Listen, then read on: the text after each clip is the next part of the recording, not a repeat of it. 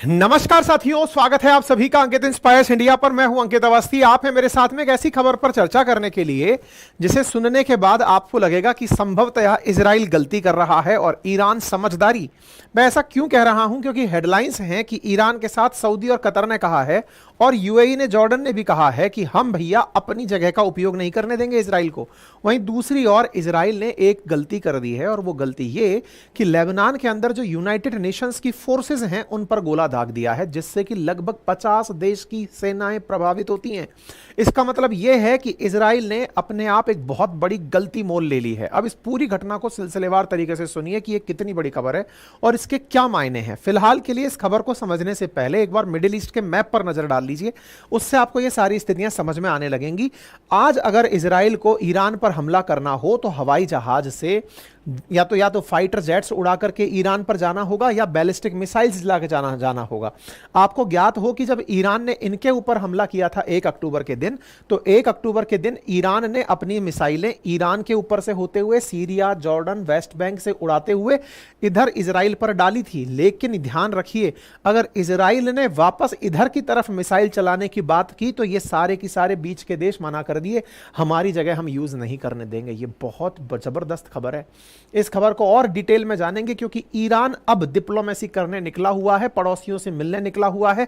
इन दोनों के बीच बढ़ रहे इन क्लैशेस में जहां हम उम्मीद कर रहे हैं कि इजराइल आज लेगा बदला, कल लेगा बदला, 11 दिन तो हमले के हो चुके हैं। अभी तक इजराइल ने ईरान के ऊपर एक भी गोला नहीं चलाया है, बस तैयारियां ही चल रही हैं कि हां हम बदला लेंगे। इजराइल धमका ही रहा है। धमकाने के नाम पर फिलहाल इजराइल ने एक एक करके निपटाने की जो प्रक्रिया अपनाई हुई है, उसमें पहले सबसे पहले उसने हमास के साथ में अपना मामला सेटल किया, पहले गाजा पट्टी साफ की। अब वो हिजबुल्ला जहां पर उपलब्ध है लेबनान में, उसके साथ फाइट कर रहा है। लेकिन इस बीच में ईरान का नंबर भी आएगा। ईरान इस बात को समझते हुए पहले ही दुनिया के देशों के बीच जा जाके बैठ रहा है।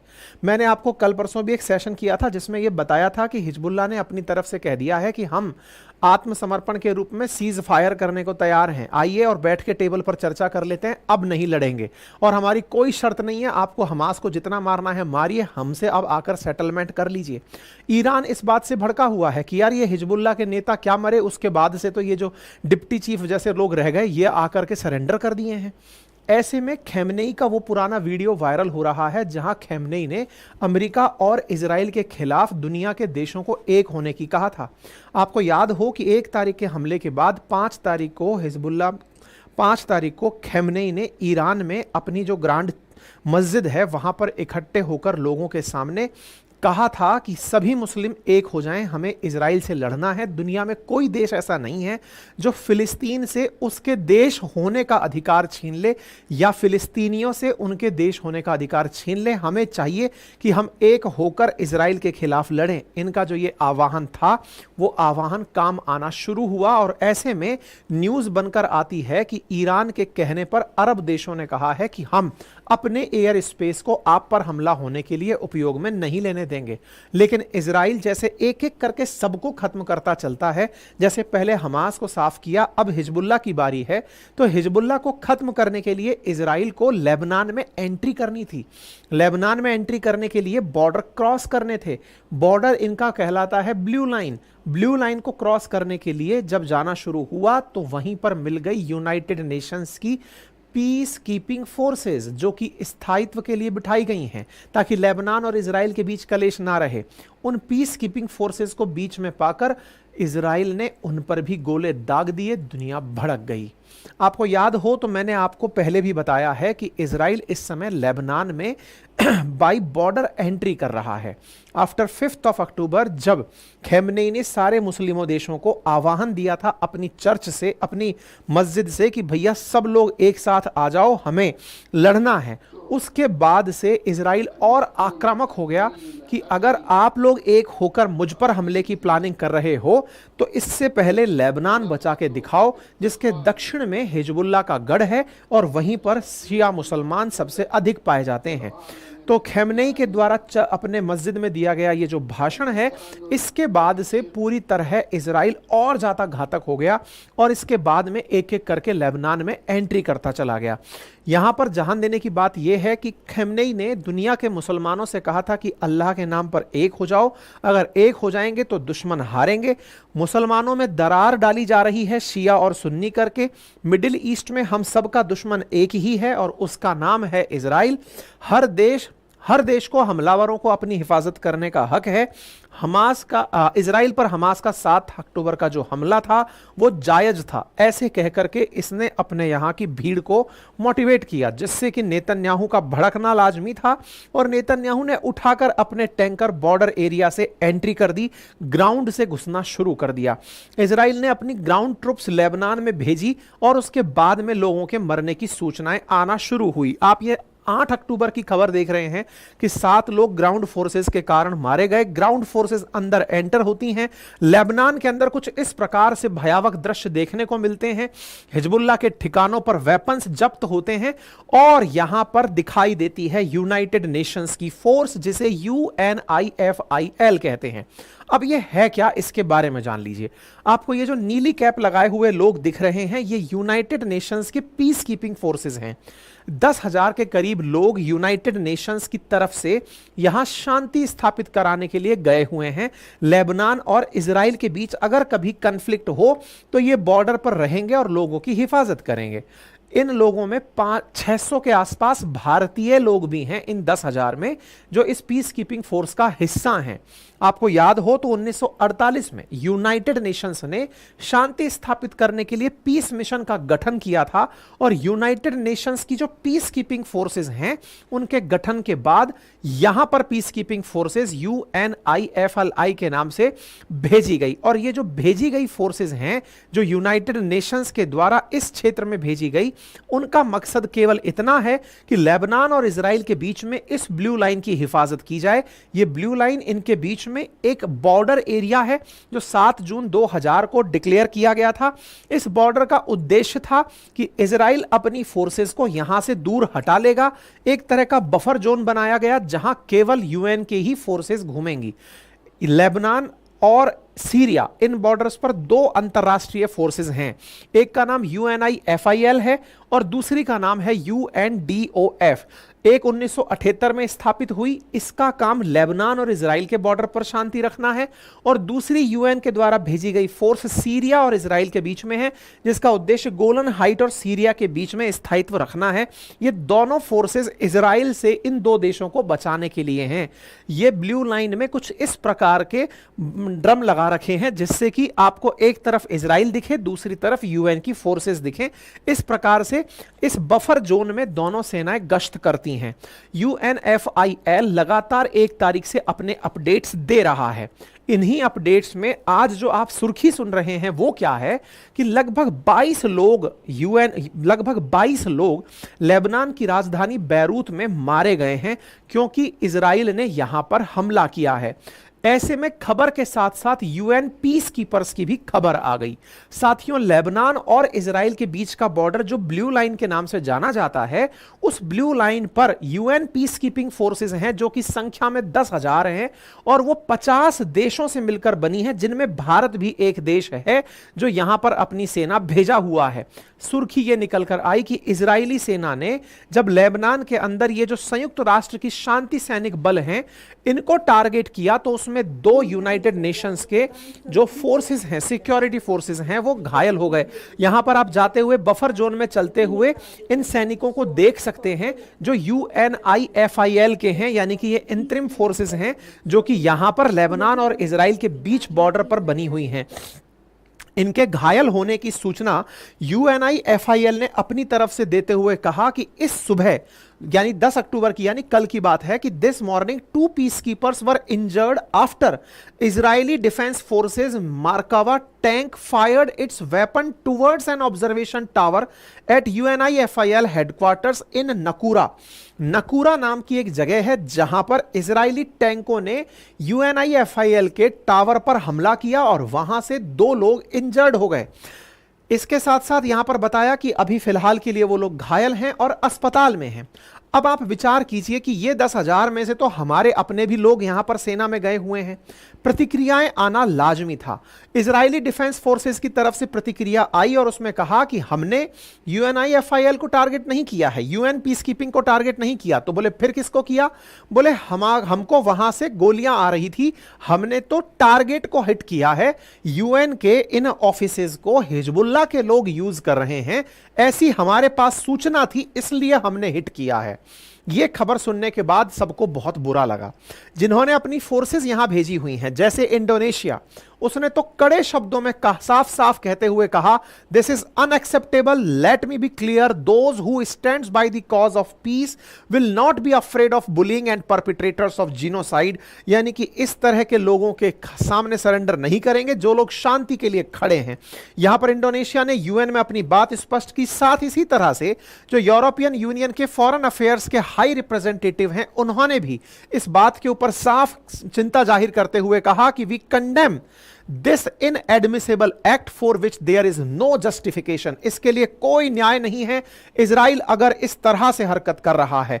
यूनाइटेड स्टेट्स ने भी कहा कि यह इसको लेकर डीपली कंसर्न्ड है, लेकिन उसने एक सफाई में लाइन बोली कि हम समझते हैं कि इजराइल ने यह टारगेटेड ऑपरेशन ब्लू लाइन पर हिजबुल्लाह के इंफ्रास्ट्रक्चर को खत्म करने के लिए किया होगा, लेकिन ऐसे ऑपरेशंस में यूएन को नुकसान पहुंचना गलत है।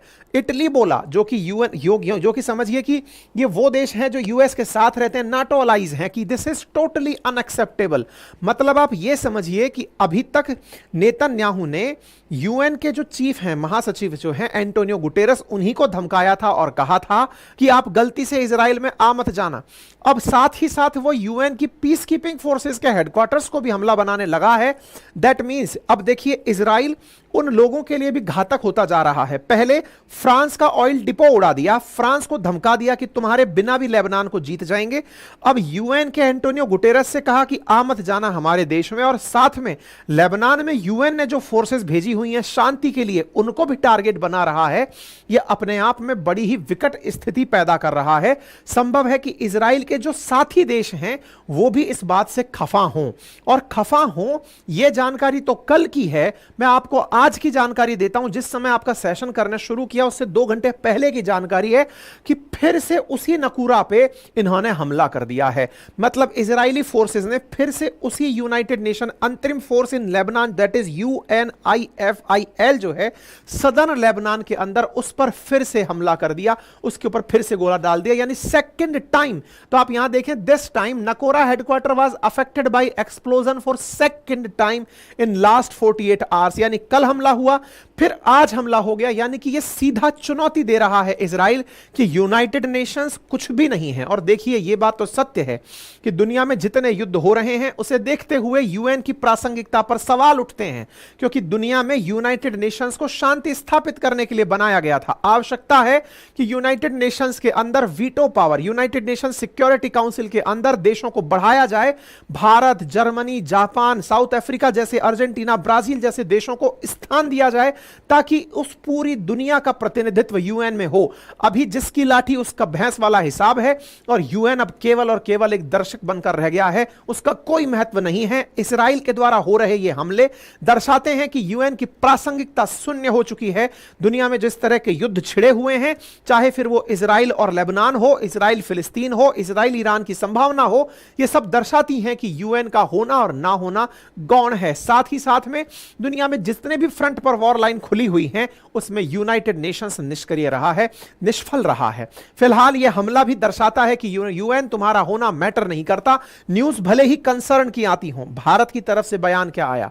भारत ने अपनी तरफ से कंसर्न जाहिर करते हुए कहा कि ब्लू लाइन पर सिचुएशंस को हम ध्यान रखे हुए हैं, और ऐसे में हम इजराइल को लेकर आश्वस्त हैं कि वो यूएन परिसर की अखंडता का सम्मान करेगा। भारत की तरफ से अपना स्टेटमेंट आ गया है। तो क्या अब Israel United Nations peace keeping forces को टारगेट करेगा, या फिर यूएन को साफ समझाएगा कि आप यहां से हल्के में हट लो, क्योंकि मैं अब लेबनान में, दक्षिणी लेबनान को पूरी तरह शिया मुसलमान मुक्त करने जा रहा हूं।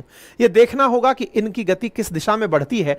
फिलहाल के लिए अपडेट यही है। आपको क्या लगता है जरूर बताएं, क्योंकि ईरान अपनी डिप्लोमेसी में धीरे धीरे आगे बढ़ रहा है। ईरान ने डिप्लोमेसी में आगे बढ़ते हुए सऊदी की यात्रा की। आपको याद होगा हमने एक सेशन किया था, 9 तारीख के दिन सेशन किया था उस समय हमने अपने सेशन में एक जिक्र किया था कि ईरान के जो फॉरेन मिनिस्टर हैं वो सऊदी अरब की यात्रा पर गए हैं। मैंने आपको ये जानकारी दी थी। तो गए तो हुआ क्या, ये भाई साहब यहां पहुंचते हैं और सूचना लेकर आते हैं कि सऊदी अरब, यूएई, कतर ने कहा है कि इजरायली फोर्सेस को वो अपने ऊपर का आसमान यूज नहीं करने देंगे, क्योंकि तेहरान की तरफ यानी ईरान की तरफ से जो विदेश मंत्री गए वो धमकाकर आ गए और कहा कि यदि इजराइल और अमेरिका को आपने अपना क्षेत्र यूज करने दिया, मतलब अगर इजराइल वाले अपना वेपन चलाएं और हम पर फेंकें, तो आपके ऊपर यानी जॉर्डन से या सऊदी अरब से या यूएई से या कतर से होकर निकले तो यह मान लेना अगर आपसे हथियार मुझ तक आया तो मैं इसको टारगेट नहीं करूंगा, आपको टारगेट करूंगा। और यह ध्यान रखना कि इस पर्शियन गल्फ में आप लोगों का भी बहुत सारा तेल है। अगर मैंने आपको हमला कर दिया तो पूरा मार्केट हिल जाएगा। तेहरान की तरफ से यानी ईरान की तरफ से विदेश मंत्री का सीधे सीधे धमकाकर आना और फिर यह न्यूज निकलकर आना कि जॉर्डन, कतर, यूएई, सऊदी अरब सबने मना कर दिया है इजराइल को कि भाई हम अपना क्षेत्र यूज नहीं करने देंगे, यह अपने आप में दर्शाता है कि यह खबर बहुत बड़ी है। ईरान ने अपनी धमकी का सही से उपयोग कर लिया है। तो क्या अब इजराइल और अमेरिका इस पर हमला करने के लिए पर्शियन गल्फ का ही उपयोग करेंगे, यानी कि इसी पानी में अपने जहाज खड़े करके ईरान से लड़ेंगे, क्योंकि इधर से तो हथियार अभी उड़कर नहीं आ सकते।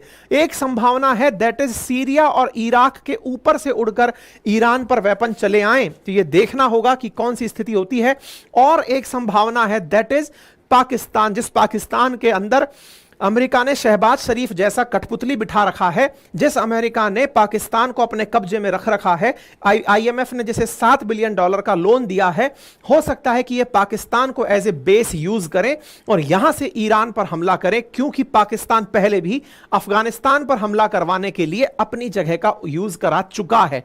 तो यह देखना होगा कि किस तरह से ईरान पर अगर हमला होता है तो कौन सा देश अपना एयर स्पेस देता है, यह अब यहां से आगे की बात होगी। तो उम्मीद है कि आने वाले समय में इस तरह की डिप्लोमेसी जिनमें कुछ डराना और कुछ धमकाना काम आएगा, यह देखने लायक होगा।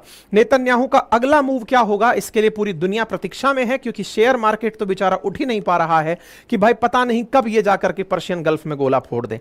फिलहाल के लिए इतना ही। चैनल पर नए हैं तो सब्सक्राइब कर लें, साथियों से साझा कर लें। ऑलरेडी सब्सक्राइब किया हुआ है तो वीडियो को लाइक करना बिल्कुल ना भूलें। अपनी राय कमेंट बॉक्स में जरूर छोड़ें और एक जानकारी साथ में प्राप्त कर लें, और वो ये है कि मेरे प्यारे साथियों, अपनी सरकारी नौकरी छोड़ने के बाद जो पहला बैच मैं शुरू कर रहा हूं, जो है पॉलिटी का बैच, इंडियन पॉलिटी का बैच, जिसमें मैं आप लोगों को डेली प्रैक्टिस प्रॉब्लम सॉल्व करवाऊंगा। अपने जो चैप्टर पढ़ाया है उसकी अपनी पाठशाला एप्लीकेशन पर है। यह एप्लीकेशन का लिंक मैंने कमेंट बॉक्स में डाल दिया है। 7 दिन के लिए ही एडमिशंस उपलब्ध हैं। 2 महीने की वैलिडिटी इस बैच की है, यानी 2 महीने तक आप इसे लाइव पढ़ेंगे, उसके बाद यह रिकॉर्डेड अवेलेबल रहेगा साल भर के साथ। इसमें विशेषता यह है कि क्लास पढ़ने के बाद आपको रेगुलर प्रैक्टिस के लिए क्वेश्चंस मिलेंगे, जो कि अगले दिन आप डिस्कस कर पाएंगे। और तो और इसे कोई आम नागरिक भी, यानी कि जो विद्यार्थी जीवन नहीं जी रहा है, उसके अलावा भी वो कोई और नौकरी कर रहे हैं, तो देश का संविधान और देश में कानून क्या है, विधान क्या है, यह जानने के लिए अवश्य इस तरह का अपने ऊपर एक छोटा सा खर्च कर सकते हैं। और जो विद्यार्थी हैं वो याद रखें कि यह वाला बैच उन विद्यार्थियों को भी मिलेगा जो एनसीईआरटी के इस फाउंडेशन बैच में एनरोल होने वाले हैं। एनसीईआरटी फाउंडेशन कंप्लीट बैच अगर आपको लेना हो तो यह 4999 में उपलब्ध है, इंक्लूडिंग दिस पॉलिटी इटसेल्फ, यानी इसमें हिस्ट्री, ज्योग्राफी, पॉलिटी, इकोनॉमी, चारों सब्जेक्ट मेरे द्वारा मिलेंगे। डेली प्रैक्टिस प्रॉब्लम्स पॉलिटी से मिलना शुरू हो जाएंगी। चारों सब्जेक्ट्स अगर आप एक्सेस करते हैं तो यह आपको 4999 में मिल जाएगा। 7 दिन तक के लिए ही एडमिशंस ओपन है। आज के दिन शुभ दिन है, दुर्गाष्टमी का दिन है, इसलिए आज से यह बैच ओपन किया गया है। जिन्हें भी एडमिशन लेने हैं वो ले लें। पिछले 2 महीने बाद पहले निकला था एडमिशन, अब फिर से निकल रहा है। आप इसमें अपनी सीट से रिजर्व कर सकते हैं। बाकी जिन्हें हमारे रिकॉर्डेड बैच एक्सेस करने हैं वो भी अपनी पाठशाला पर हमारे रिकॉर्डेड बैच एक्सेस कर सकते हैं। फिलहाल के लिए इतना ही। अपना ख्याल रखें। बहुत